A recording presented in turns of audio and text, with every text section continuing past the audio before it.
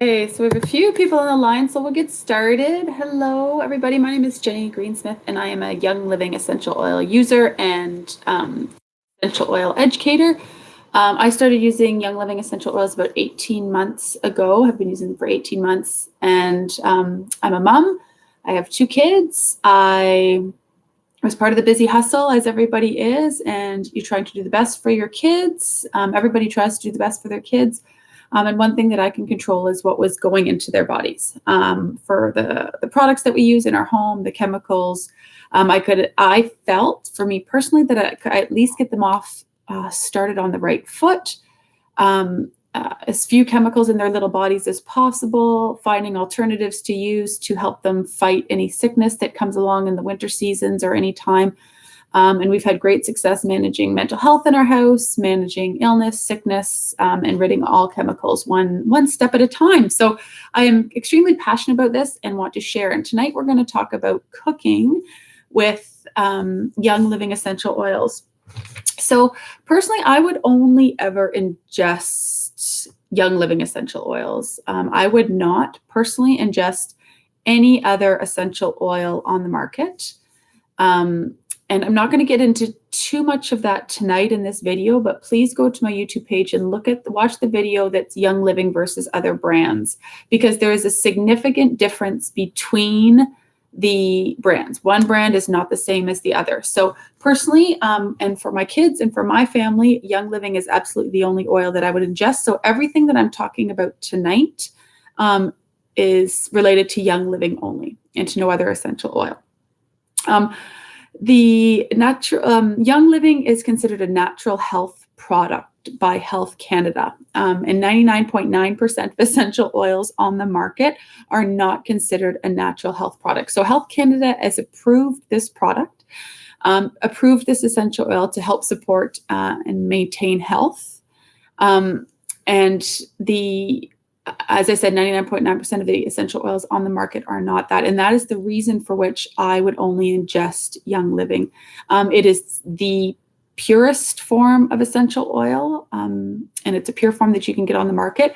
And those that you find in the store include other things. As I said, I'm not going to get into too much tonight. Please watch the other video. But there's a big difference, and important when you're ingesting the oils that you understand what you're putting into your body. So in Canada, when it's approved by Health Canada for ingestion, it's called a dietary line. It's called the dietary line. So it looks like this: food flavoring. So you can see that it's a different label, that it's white. And this difference in labeling, so I have right here, I have a basil and oregano.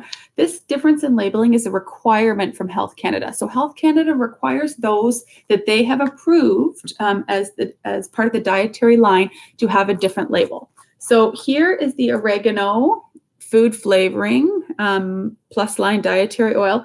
And here is a regular oregano, Young Living, both Young Living products.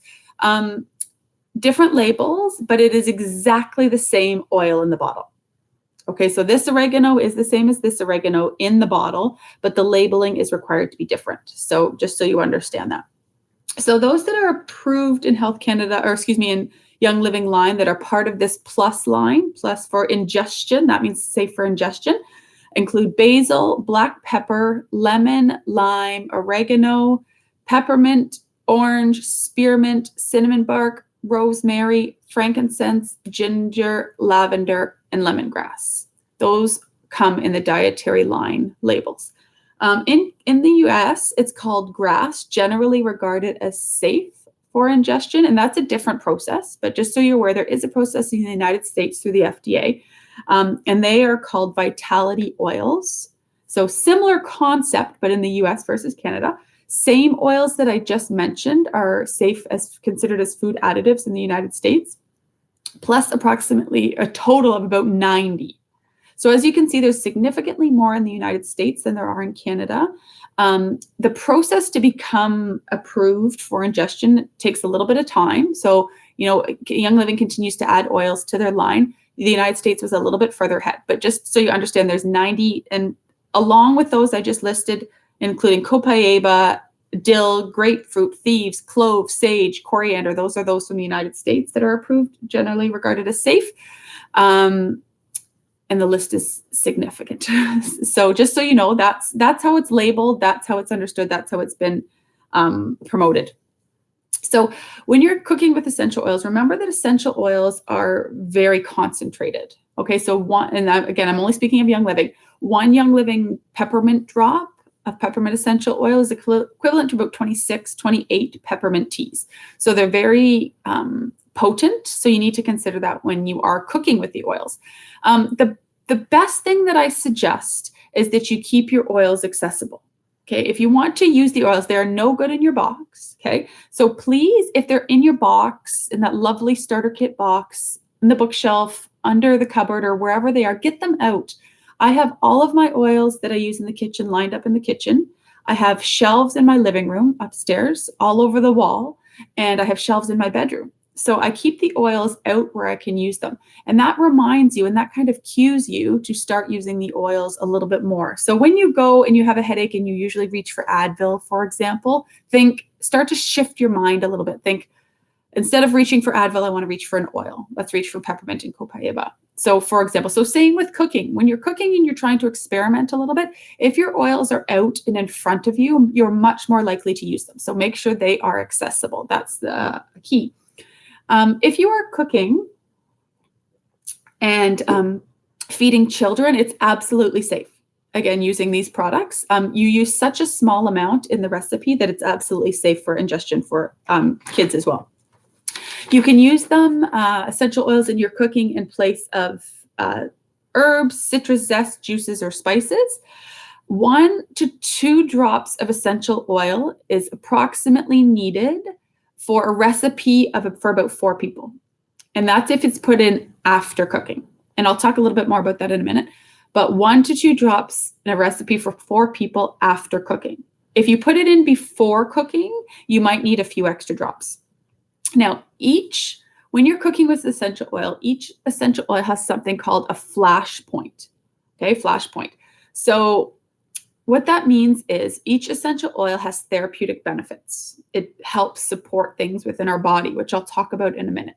When you are cooking and you go above the flash point for that essential oil, some of those therapeutic benefits aren't as strong. So what I mean is basil, for example, has a flash point of 165 degrees Fahrenheit. So if you're cooking with basil, the therapeutic benefits that come along with basil may be diminished a little bit if you're cooking above 165 degrees Fahrenheit. The flavor absolutely is still there and remains the same. I am speaking only of the therapeutic benefits. So you need to search each individual oil to see what the flash point is. But for example, basil's 165 degrees Fahrenheit, black pepper's 180, peppermint's 163, grapefruit's 115, and lemon is 118 degrees Fahrenheit. So once again, the flavor remains, but it's just the therapeutic benefits.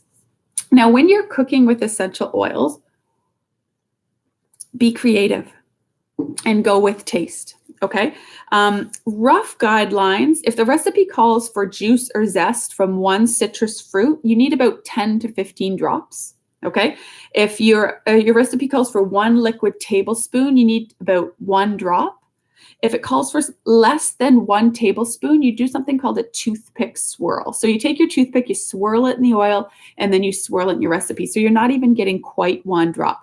Now, those are really rough guidelines. It's super important that you go by your own taste and a little bit of experimenting to see how much you actually need. When I make a big pot of soup, like think of a big pot of soup, I started with 1 drop of basil and 1 drop of oregano in my soup, and that was not enough. I ended up with 3 drops of basil and 3 drops of oregano in my big pot of chicken noodle soup. But again, that came with experimentation. So the best thing to do if you want to cook with essential oils is 1, keep them out so they're accessible. But the other thing is look online. When I was doing the research for this class, and I was looking for recipes that I wanted to share, there are hundreds and hundreds of recipes that there's no way I could possibly share them today. But Google cooking with essential oils, cooking with Young Living essential oils, and there will be so much that comes up. Now, just a couple ideas to get you started. One big one is water. So super important that we drink water. If water is boring for you, or you don't love water, or you drink lots of water and you want to add a little bit of variety, think of adding a drop of something: lemon, lime, orange, tangerine, grapefruit. and they add some variety. I have a friend that keeps her lemon essential oil on her desk at work. So that ensures that she really likes the taste of it. So that encourages her to drink water all day. So once again, it's accessible so she can see it. So she puts it in. Lemon can support, it has the opportunity to support overeating, immune support, and antioxidant properties. Those are the therapeutic benefits that I'm talking about from lemon. So because you're not cooking your water, those therapeutic benefits would stay the same when you're putting in your water. Another one is grapefruit. It has the potential, it could support weight loss. It could be it curbs sugar cravings is what I'm looking for. So grapefruit's a really good one to put in your water. The other one you can put it is if you're making an alcoholic beverage. If I have friends over, I always offer, for example, a gin and tonic, and we put any of those drops in, and it tastes absolutely fabulous. There's another essential oil called Sleek Essence, and that is built to potentially support weight loss. So again, that's another essential oil that you can put in your water. Hot chocolate, it says by flavoring hot chocolate, you could put a drop of nutmeg in, and that could support bad breath. It has cleansing properties, cognitive function support. It has powerful antioxidants in it. So again, you're getting the taste of the nutmeg, but you're getting all of the therapeutic benefits that come along with the nutmeg as well. Cinnamon bark is a hot, potent oil. 1 drop is definitely enough, and it could support healthy digestion. So that's another option. Every night, my husband and I have boiling water and honey. And we ultimately have different things that we put in. Sometimes we'll put a drop of lemon. Sometimes we'll put a drop of thieves. Sometimes we'll put copaiba, frankincense, all these different options. Lemon, I talked about. Thieves, it could provide immune support for you. So that's one of the reasons we have it often. We often also put in a drop of cinnamon bark.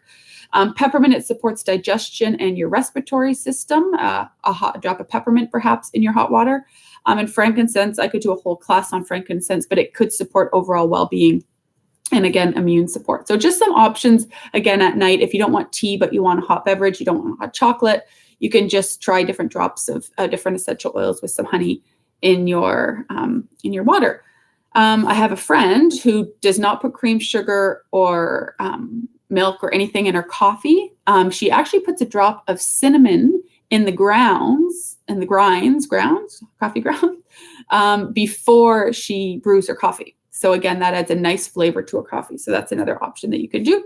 I looked up one recipe, a summer watermelon drink. It sounded awesome. You could do 3 cups of watermelon, 1 cup of coconut water, 1 drop of lime essential oil, mint leaves, ice, blend it up, and it's an awesome summer drink. So when you get into food, same thing. I really encourage you to look online if you want to be creative. If you're looking to make it easy because you have the oils to add to your food, go online and look for recipes.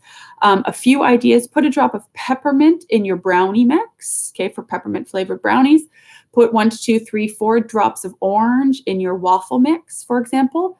I have a friend that likes mussels. She puts 1, sometimes 2 drops of lemongrass on her mussels, as in the seafood mussels. You can make lemon green beans. You can make rosemary mashed potatoes. Another yummy one is taking a drop of rosemary and adding it to olive oil and mixing that with balsamic vinegar and dipping bread in it. And it's awesome. Cream cheese, you could mix dill, you could mix clove, lemon, and cream cheese for a different flavor. Again, you don't have to buy the flavored cream cheese. You can make it different every single day. A drop of lemon in a smoothie, a drop of lemon in berries and yogurt, oregano and basil to soup. My kids like the plain old tomato sauce with no flavor at all. So we buy the plain old tomato sauce without any flavor. And my husband and I will add some basil or a drop of oregano to it. So we don't have to have 2 different jars of pasta sauce open. So we just open one and we add some flavoring to it so then it doesn't go moldy and it doesn't go bad. So that's another option. You can even add some flavors to your ice cream. Couple recipes here. You can always marinate some meat too. Add some whatever you want to your meat, whatever sort of flavor you like to marinate your meat.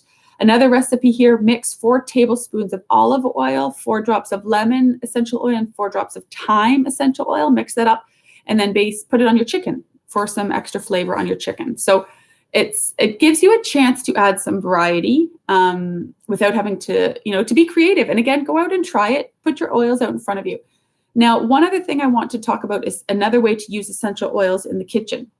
So lemon essential oil, this one I swear by, to clean your produce. So I dare you to try this with your grapes, and you'll see what's in the bottom, and it will change your world. So buy your grapes, pour in some vinegar, just a couple glugs of vinegar, fill the rest, put in 1 drop of lemon essential oil, fill the rest with water, and let your grapes soak in there. To clean your fruit, and then give it a good rinse when you're done. And look at, when you pull the grapes out, look at the dirt that's in the bottom, and it will be devastating. So use lemon to clean your produce. Purification, diffuse purification in the kitchen when you're cooking something stinky, fish or anything. Purification gets rid of odors in the air. When you're cutting onions, couple options: put a drop of RC under your nose, or open a bottle of Thieves and have it right beside you, and that helps avoid crying when you're cutting onions.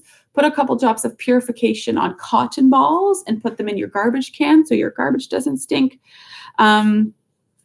If you burn yourself while you're cooking, or burn yourself anytime, put some lavender right on the skin, lavender to heal the skin, and peppermint as a cooling, as for cooling. So a drop of peppermint, a drop of lavender, and then a drop of peppermint. If you have something stinky in your sink or down in the drain, if there's some food caught in there, sprinkle some baking soda in the bottom of your sink, close to the drain, fill it with a little bit of vinegar, add about a dozen drops of lemon, let it soak in there for a while, and then let it go down your drain, and that will also help with the stink that's happening in your drain. So be creative. Number 1, be creative when you're cooking. Put them out in front of you. Do some Google.